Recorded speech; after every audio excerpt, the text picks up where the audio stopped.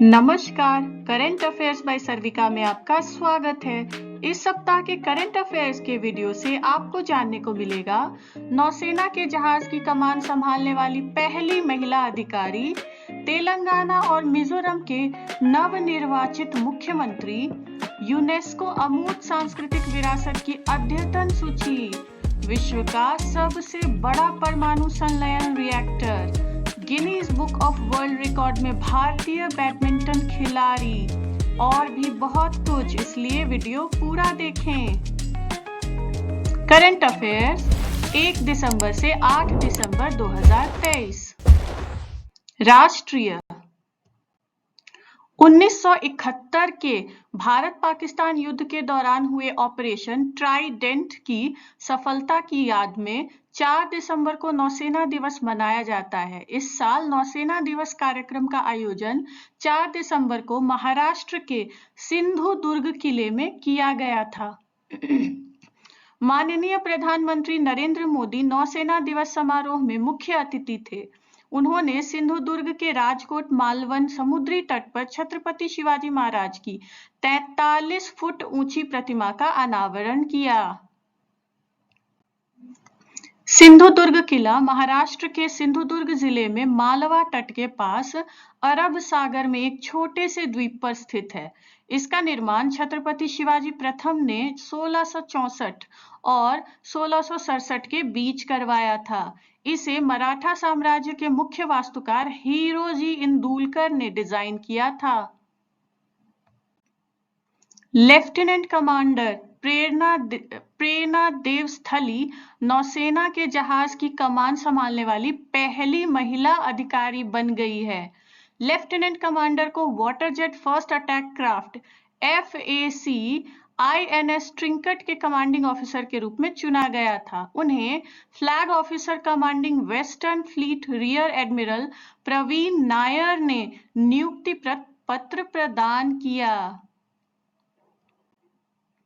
मध्य प्रदेश, छत्तीसगढ़, मिजोरम, राजस्थान और तेलंगाना में विधानसभा चुनाव 30 नवंबर को समाप्त हो गए। मिजोरम को छोड़कर अन्य सभी राज्यों के लिए वोटों की गिनती 3 दिसंबर को की गई थी। मिजोरम के लिए वोटों की गिनती 4 दिसंबर को की गई थी।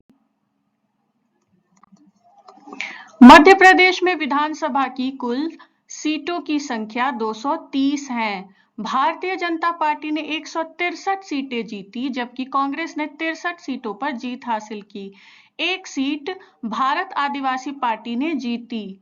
मध्य प्रदेश विधानसभा चुनाव में इंदौर 2 सीट से भाजपा नेता रमेश मेंदोला ने सबसे अधिक 1,07,047 मतों के अंतर से जीत दर्ज की, जबकि पार्टी उम्मीदवार अरुण भीमावद ने शाजापुर सीट पर सबसे कम 28 मतों के अंतर से जीत दर्ज की। राजस्थान में विधानसभा की कुल 199 सीटों में से भारतीय जनता पार्टी ने 115 सीटें और कांग्रेस ने 69 सीटों पर जीत दर्ज की है। भारत आदिवासी पार्टी ने 3 सीटों पर, बहुजन समाजवादी पार्टी ने 2 सीटों पर, राष्ट्रीय लोक दल और राष्ट्रीय लोकतांत्रिक पार्टी ने 1-1 सीट जीती, जबकि निर्दलीयों ने 8 सीटों पर जीत हासिल की। तेलंगाना में विधानसभा की कुल 119 सीटों में से कांग्रेस पार्टी ने 64 और भारत राष्ट्र पार्टी ने 39 सीटों पर जीत दर्ज की है। भारतीय जनता पार्टी ने 8 सीटों पर, AIMIM पार्टी ने 7 सीटों पर और भारतीय कम्युनिस्ट पार्टी ने 1 सीट पर जीत हासिल की। छत्तीसगढ़ में विधानसभा की कुल 90 सीटों में से भारतीय जनता पार्टी ने 54 सीटें और कांग्रेस पार्टी ने 35 सीटों पर जीत हासिल की है। गोंडवाना गणतंत्र पार्टी ने 1 सीट जीती। मिजोरम में विधानसभा की कुल 40 सीटों में से जोरम पीपल्स मूवमेंट ZPM ने 27 सीटें और मिजो नेशनल फ्रंट MNF ने 10 सीटों पर जीत दर्ज की है। भारतीय जनता पार्टी ने 2 सीटें जीती और कांग्रेस पार्टी ने 1 सीट जीती। कांग्रेस विधायक दल के नेता अनुमुला रेवंत रेड्डी ने तेलंगाना के दूसरे मुख्यमंत्री के रूप में शपथ ली। राज्यपाल तिमिलिसाई सौंदरराजन ने 7 दिसंबर को रेवंत रेड्डी को गोपनीयता की शपथ दिलाई। जोरम पीपल्स मूवमेंट (जेडपीएम) के नेता लाल दुहोमा ने 8 दिसंबर को मिजोरम के नए मुख्यमंत्री के रूप में शपथ ली। राज्यपाल हरिबाबू कंभमपति ने लाल दुहोमा को और अन्य मंत्रियों को पद और गोपनीयता की शपथ दिलाई। भारतीय नौसेना के लिए कोचिन शिपयार्ड द्वारा बनाए जा रहे 8 पनडुब्बी रोधी युद्ध ASW शैलो वाटर क्राफ्ट की श्रृंखला में 3 जहाजों में से पहले को 30 नवंबर की सुबह शिपयार्ड परिसर में समवर्ती रूप से लॉन्च किया गया था। नौसेना में शामिल होने के बाद इन जहाजों का नाम INS माहे, INS मालवन और INS मांगरोल रखा जाएगा। एक उच्च स्तरीय शिष्टमंडल के साथ केन्या के राष्ट्रपति विलियम समोई रूटो 4 दिसंबर को 3 दिन की राजकीय यात्रा पर नई दिल्ली पहुंचे।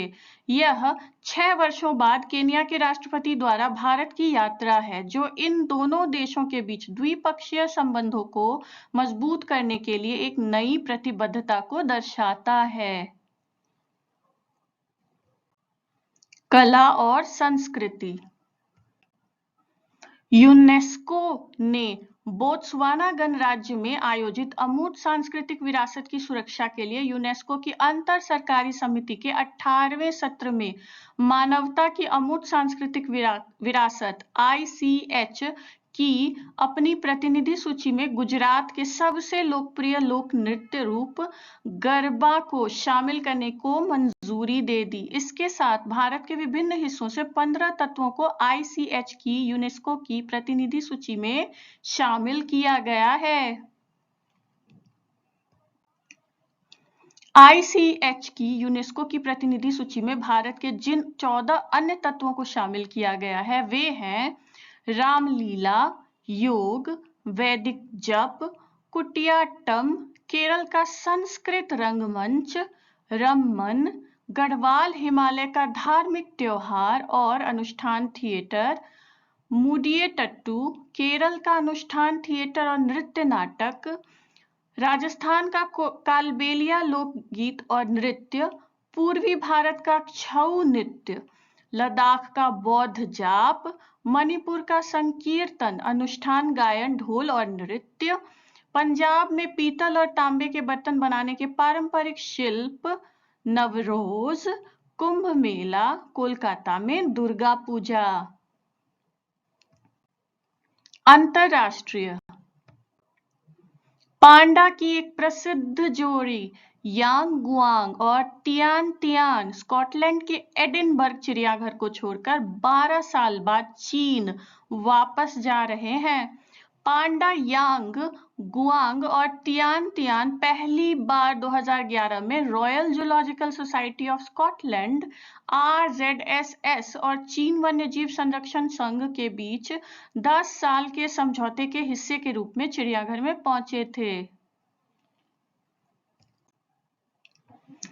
तुर्की के राष्ट्रपति रेसेप तय्यिप एर्दोगन ने पड़ोसी देशों के बीच तनावपूर्ण संबंधों को सुधारने और वर्षों की शत्रुता के बाद संबंधों में नए युग की शुरुआत करने के प्रयास में ग्रीस का दौरा किया। तुर्की के राष्ट्रपति एर्दोगन और ग्रीक राष्ट्रपति कैटरीना सकेलारोपोलू, पेरू के पूर्व राष्ट्रपति अल्बर्टो फुजिमोरी को 16 वर्ष के कारावास के बाद मानवीय अधिकार आधार पर लीमा के बारबाडिलो जेल से रिहा कर दिया गया है। 1990 से 2000 तक के दशक के दौरान मानवाधिकार हनन के आरोप में उन्हें 25 वर्ष जेल की सजा सुनाई गई थी। अमेरिकी विदेश विभाग ने भारतीय सामाजिक कार्यकर्ता निखिल डे को अंतरराष्ट्रीय भ्रष्टाचार रोधी चैंपियन घोषित किया। निखिल डे मजदूर किसान शक्ति संगठन के सह संस्थापक हैं। उनके कार्यों ने भारत में पारदर्शिता और भ्रष्टाचार विरोधी सुधारों को जन्म दिया है।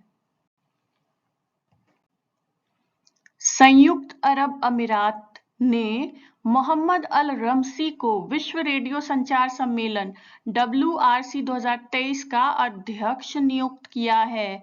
यह सम्मेलन 20 नवंबर से शुरू हुआ और 15 दिसंबर तक चलेगा। विश्व रेडियो संचार सम्मेलन प्रत्येक 4 वर्ष में अंतर्राष्ट्रीय दूरसंचार संघ आयोजित करता है ताकि रेडियो फ्रीक्वेंसी स्पेक्ट्रम भूस्थिर उपग्रह तथा गैर भूस्थिर उपग्रह कक्षा के लिए वैश्विक उपयोग को संशोधित किया जा सके। विज्ञान और प्रौद्योगिकी।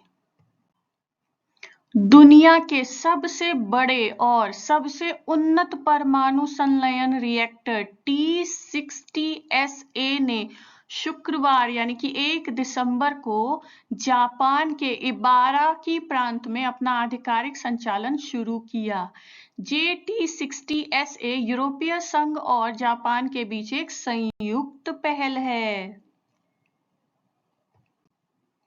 बाजार और अर्थव्यवस्था। गूगल जेमिनी एक नया multi modal general AI model launch किया गया है। फ्लेक्सिबल AI मॉडल जो 3 आकारों में आता है, अल्ट्रा जिसे अभी लॉन्च किया जाना बाकी है, प्रो और नैनो को ChatGPT के लिए गूगल के जवाब के रूप में देखा जा रहा है। यह मल्टी मॉडल भी है जिसका अर्थ है कि यह टेक्स्ट, कोड, ऑडियो, छवि और वीडियो में काम कर सकता है, समझ सकता है और संचालित कर सकता है। खेलकूद। भारत के स्टार बैडमिंटन खिलाड़ी सात्विक साईराज रंकीरेड्डी ने बैडमिंटन में एक पुरुष खिलाड़ी द्वारा सबसे तेज हिट का गिनीज वर्ल्ड रिकॉर्ड बनाया है, जिसमें उन्होंने 565 किलोमीटर प्रति घंटे की रफ्तार से स्मैश लगाई है।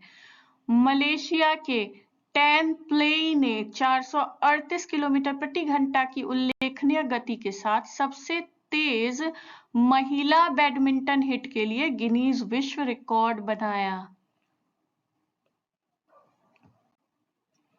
गुयाना के महान खिलाड़ी जो सोलोमन, जिन्हें 1960 में क्रिकेट इतिहास में पहला टाई टेस्ट मैच वेस्टइंडीज बनाम ऑस्ट्रेलिया में रन आउट करने में उनकी भूमिका के लिए याद किया जाता है, का 93 वर्ष की आयु में न्यूयॉर्क में निधन हो गया। क्रिकेट इतिहास में अब तक सिर्फ 2 टेस्ट मैच टाई हुए हैं। दूसरा टाई टेस्ट मैच भारत और ऑस्ट्रेलिया के बीच चेपॉक स्टेडियम चेन्नई में वर्ष 1986 में खेला गया था। बॉब सिम्पसन दोनों टाई टेस्ट मैचों में शामिल होने वाले एकमात्र व्यक्ति हैं।